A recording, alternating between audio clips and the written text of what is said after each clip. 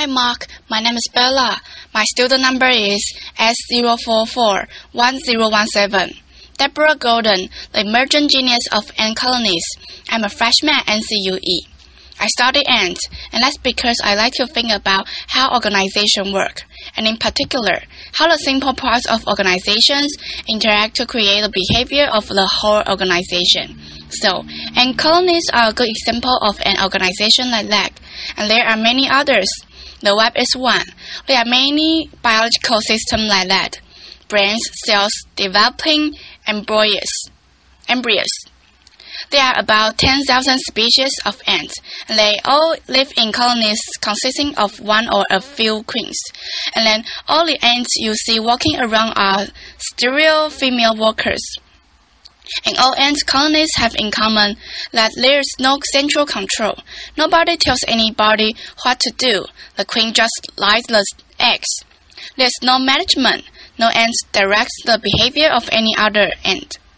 And I try to figure out how that works, and I have been working for the past 20 years on a population of seed-eating ants in southeastern Arizona. Here's my study site. It is really a picture of ants, and a rabbit just happened to be there. And these ants are called harvester ants because they eat seeds. This is the nest of the mature colony, and there's the nest entrance.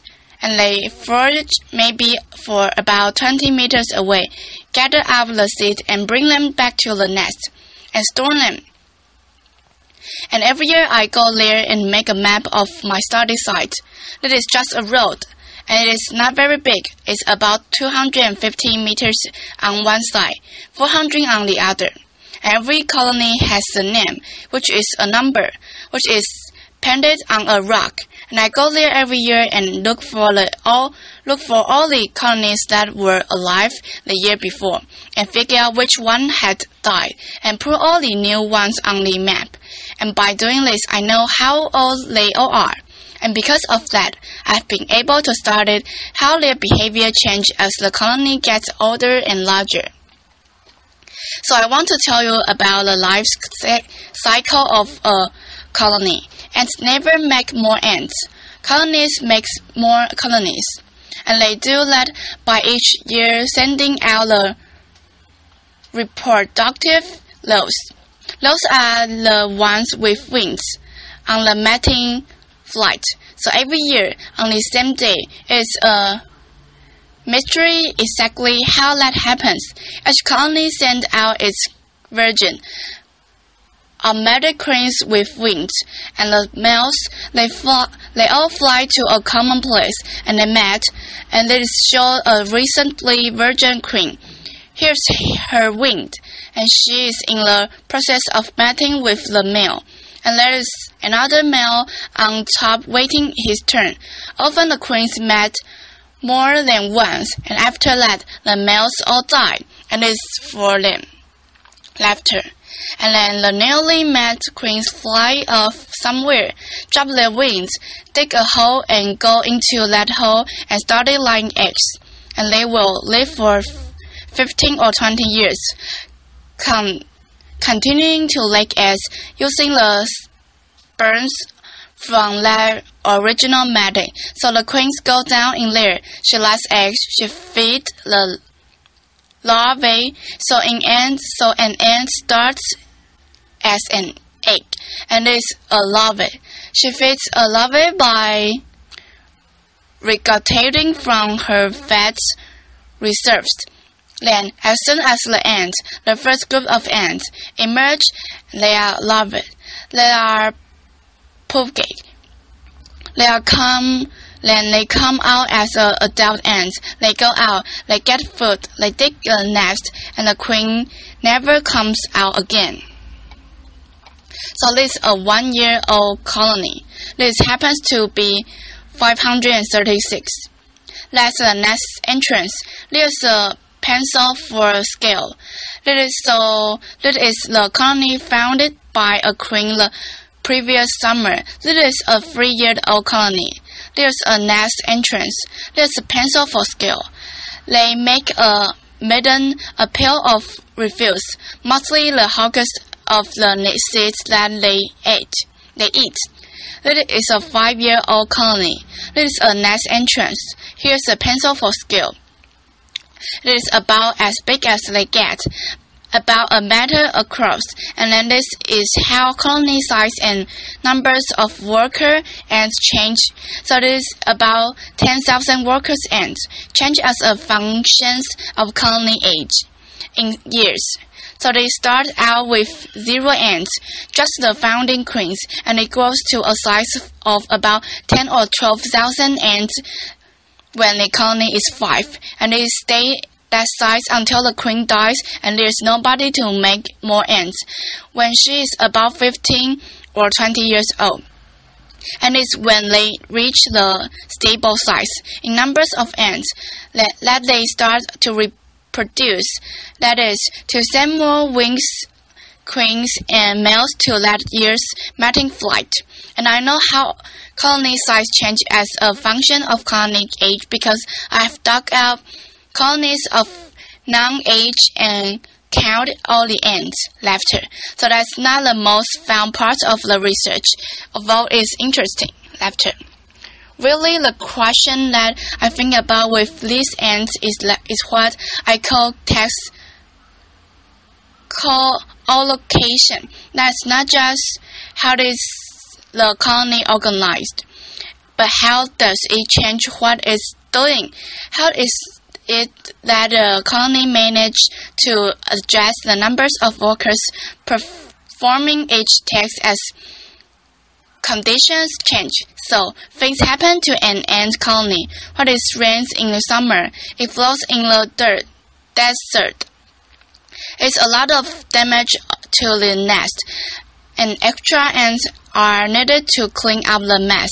What extra food becomes available? That is what everybody knows about picnics. Then extra ants are allocated to collect the food, so with nobody telling anybody to do. How is it that the colony managed to adjust the number of workers performing each task? And that is the process that I call task allocation. In harvester ants, I divide the tasks of the ants I see just outside the nest into these 4 categories. Where an ant is forage, and what is out along the forage trail, searching for food or bringing food back. The patrollers, that is supposed to be an magnifying glasses, and an interesting group that go out early in the morning before the foragers are active.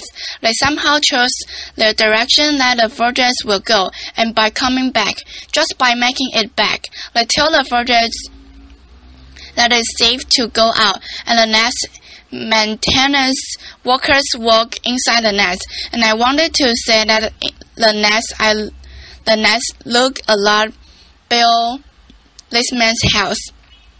That is, there are chambers inside. They lies the walls of the chamber with musty soil, and it dries to a kind of adobe-like surface in it. It also looks very similar to some of the carved drawing of the hippie people that are in the area.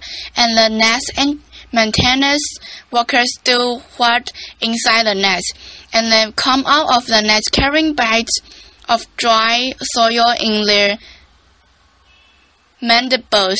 So you see the nest maintenance workers come out with a bit of sand, put it down, turn around and go back it. And finally, the maiden workers put some kinds of territorial chemical in the garbage. So what you see the maiden workers do in making a piles of refuse. On one day, it's all be there, and then the next day, they'll move it over there, and then they move it back. So that's what the maiden workers do. And those 4 groups are just the ants outside the nest. So that's only about 25% of the colony, and they are the oldest ants. So, and then starts out somewhere near the queen. And when we dig our nest, we find they are about as deep as a colony is wide. So about a meter deep for a big old nest, and then there is another long tunnel and a chamber where we often find the queen. After 8 hours of hacking away at a rock with pickaxe, I don't think that chamber has evolved because of me and my backhoe and my crew of students with pickaxe, but instead because when there's flooding, occasionally the colony has to go down deep, so there's the whole network of chambers. The queen in there somewhere. She just lay eggs. There's a harvest. They consume most of the food. There's a troop of most ants. There's ants you see walking around don't do much eating. They bring it back and feed it to the harvest. When the foragers come in with food, they just drop it into an upper chamber, and other ants come out from below, get the food, bring it back, host the seed, and pile them up. There are nest maintenance workers walking throughout the nest, and curiously and interestedly, it looks as though at any time about half an ant in the colony are just doing nothing. So despite what is said in the Bible about, look to the ant, those sluggard. In fact, you could think of those ants are reserves, is to say, if something happened. I've never seen anything like this happen, but I've only been looking for 20 years. If something happened, they might all come out if they were needed. But in fact, most they are just hanging around in there. And I think it's a very interesting question. What is there about the way of colony is organized that might give some function to a reserve of ants who are doing nothing, and they sort of stand as a buffer in between the ants working deep inside the nest and the ants working outside. And if you mark ants that are working outside and dig up a colony, you never see them deep down. So what happened is that the ants work inside the nest when they are younger. They somehow get into the reserve, and then eventually they got recruited to join the exterior work phase. And once they belong to the ants that work outside, they never go back down. And now most ants, including this, don't see very well. They have eyes. They can distinguish between light and dark, but they mostly work by smell. So just to reinforce that, what you might have thought about ant queens isn't true. Even if the queen did have the intelligence to send chemical message through this whole network of chambers to tell the ants outside what to do, there's no way that such message could make it in time to see the shifts in the allocation of workers that we actually see outside the nest. So that's one way that we know the queen isn't directing the behavior of the colony. So when I first set out to work on task allocation, my first question was, what's the relationship between the ants doing different tasks? Does it matter to the foragers what the nest maintenance workers are doing? Does it matter to the midden workers that the patrollers are doing? And I was working in the context of a view of ant colonies in which each ant was somehow dedicated to its tasks from birth and sort of perform independently of the others, knowing its place on the assembly line. And instead I wanted to ask how the different task group interdependent. So I did experiments where I changed one thing. So for example, I created more work for the nest maintenance workers by putting out a pair of toothpicks near the nest entrance. early in the morning when the nest maintenance workers are first active. That is what it looks like about 20 minutes later. Here's about 40 minutes later, and the nest maintenance workers just take all the toothpicks to the outer edge of the nest mound and leave them there. And what I wanted to know was, okay, there's a solution. What extra nest maintenance worker were recruited? Is this going to have any effect on the workers performing others' tasks? Then we repeat all the experience with the ends marked. So here's some blue nest maintenance workers, and lately we have gotten more suffocated, and we have this free color system, and we can mark them individually so we know which end is which. We started out with model airplane paint, and then we found these wonderful little Japanese markers, and they work really well. So just to summarize the result, well, it turns out that yes, the different tasks are interdependent.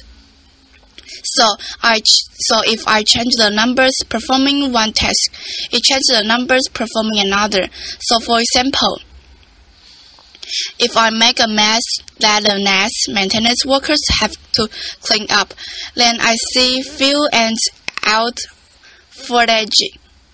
And this was the truth for all the parts whilst combination of tasks. And the second result, which is surprising to a lot of people, was that ants actually switch tasks. The same ant doesn't do the same task over and over its whole life. So, for example, if I put out extra food, everybody else, the middle workers stop doing middle work and go get the food. They become foragers. The nest maintenance workers become foragers. The patrollers become foragers. But not every transition is possible, and it shows how it works. Like I just said, if there is more food to collect, the patrollers, the middle workers, the nest maintenance workers will all change to foragers. If there is more patrolling to do, so I create a disturbance, so extra patrollers were needed. The nest maintenance workers will switch to patrol. So if more nest maintenance work is needed, for example, if I put out a bunch of toothpick, then nobody will ever switch back to nest maintenance. They have to get nest maintenance workers from inside the nest. So foraging acts as a net sink, and the ants inside the nest act as a source. And finally, it looks like each ant is deciding moment to moment whether to be active or not.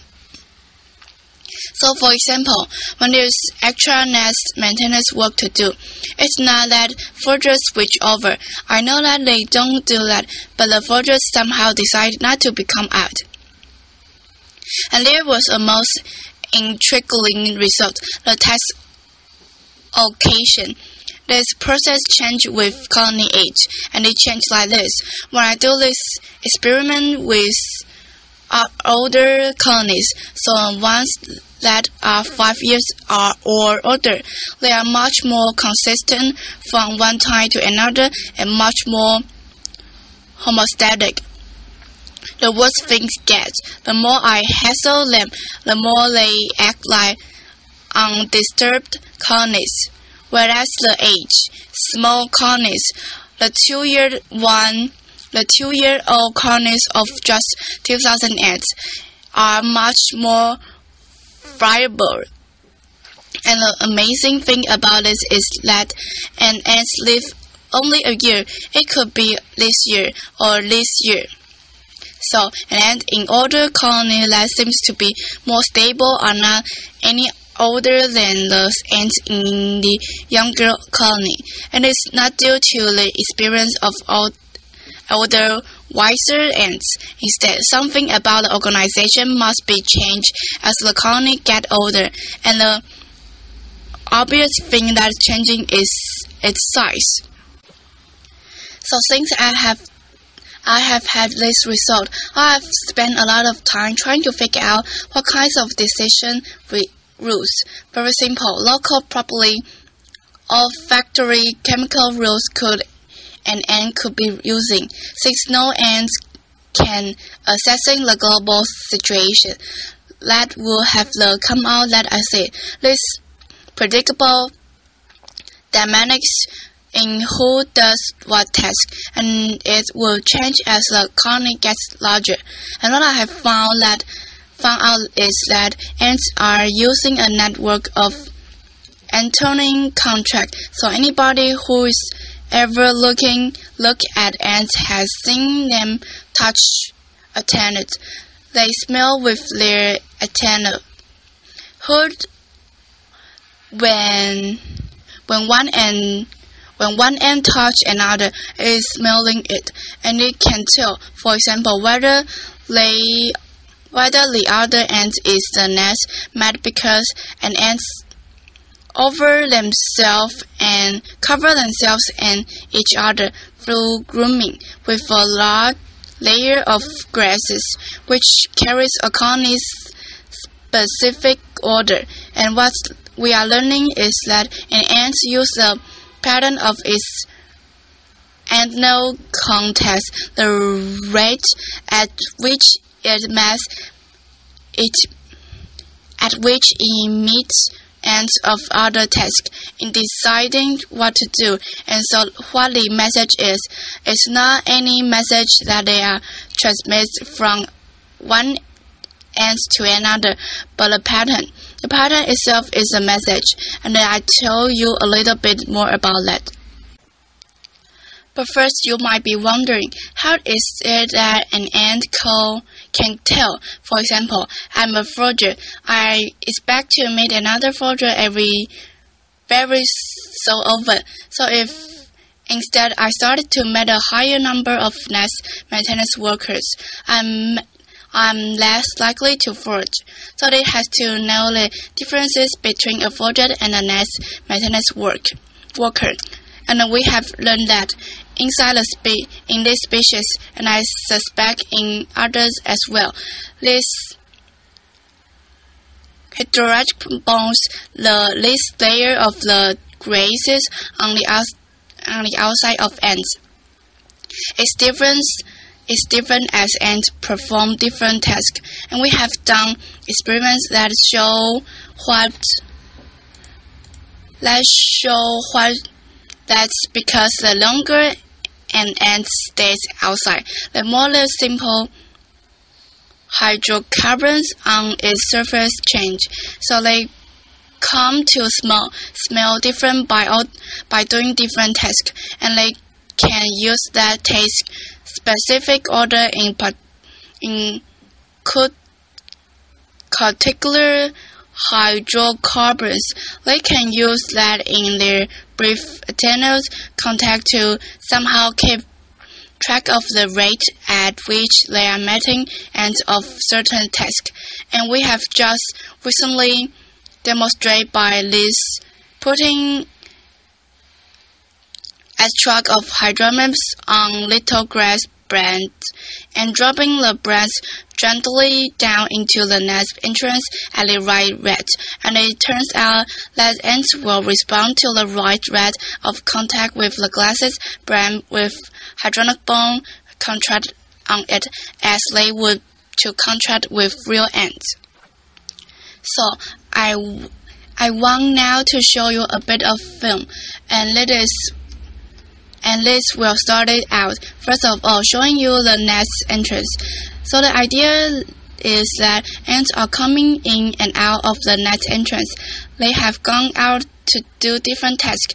The rate at which they meet as they come in and out of the nest entrance determines or influence each ant's decision about whether to go out and which task to perform.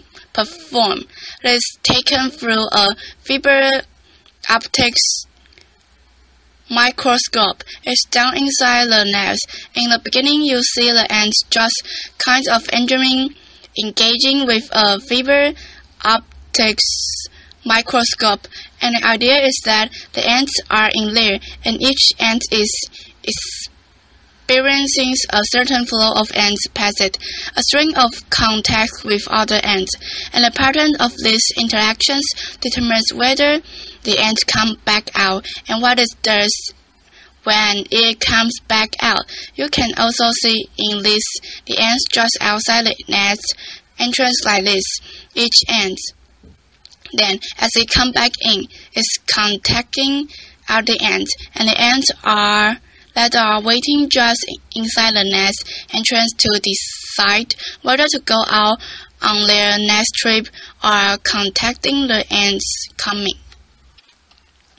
So what's interesting about this system is that it's messy, it's variable, it's noisy, and in particular in 2 years. The first is that the experience of each ant cannot be very predictable because that rate at each ant's comeback depends on all the little things that happen to an ant as it goes out and does its takes outside. And the second thing is that an ant's ability to assess this pattern must be very crude because not an ant can do any sophisticated counting. So we do a lot of stimulation and modeling and also experimental work to try to figure out how those two kinds of noise combine into the aggregate produce the predictable behavior of ant colonies.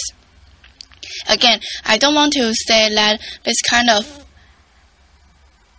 hypervised pattern of interactions produce a factory that works with the precision and efficiency of clockwork. In fact, if you watch ants you end up trying to help them because they never seem to be doing anything exactly the way that you think that they ought to be doing it. So it is not really that out of this harvest context perfection arises, but it works pretty well. Ants have been around for several 100 million years. They cover the earth, expect for Antarctica.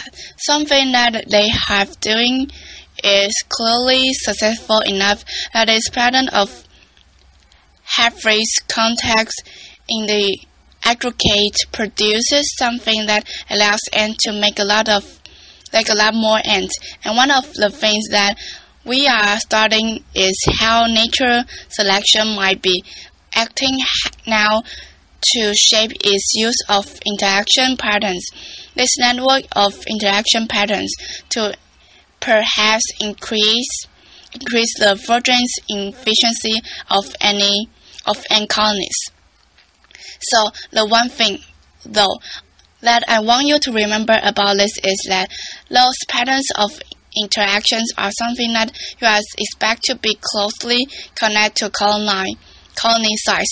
The simplest idea is that when an ant is in a small colony and an ant in a large colony can use the same rule, like I expect to make another forger every 3 seconds, but in a small colony it's like to make fewer fragures just because there are fewer other fragures there to meet. So that is the kind of rule that as the colony develops and gets older and larger will produce different behavior in an old colony as a small young one. Thank you. Applause. It's all about my recording. Thank you.